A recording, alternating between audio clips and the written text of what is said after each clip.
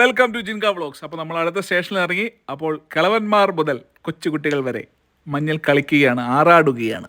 വീണ്ടും നമ്മൾ യാത്ര തുടർന്നു. നോക്കൂ, എന്ത് മനോഹരമാണ് മഞ്ഞ് പുതച്ച് കിടക്കുന്ന ആൽസ് പർവ്വതനിര.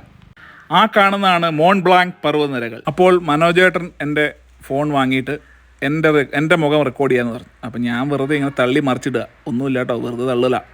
1900 ഈ സ്വിസ് റെയിൽവേയുടെ ഈ ബെർണീന എക്സ്പ്രസ് ട്രെയിനുകളുടെ തുടക്കം. പിന്നീട് 2008 ഈ റൂട്ട് യുനെസ്കോയുടെ ലോക പൈതൃക സ്ഥലങ്ങളുടെ പട്ടികയിൽ ഇടം നേടി.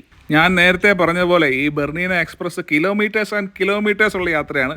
ഏകദേശം 4 മണിക്കൂറോളം ഈ ട്രെയിനിൽ നമ്മളിരിക്കും. കുറേ ആൾക്കാരുടെ വെറൈറ്റി വീഡിയോസ് വരുന്നുണ്ട്, തൊട്ട് പുറകെ നോക്കിക്കോളൂ. നോക്കൂ എന്ത് രസം, നോക്കൂ ആ മഞ്ഞ് പാളികൾ കീറി മുറിച്ച് നമ്മുടെ ട്രെയിൻ കുതിക്കുകയാണ്. അടിപൊളിയല്ലേ, നോക്കൂ.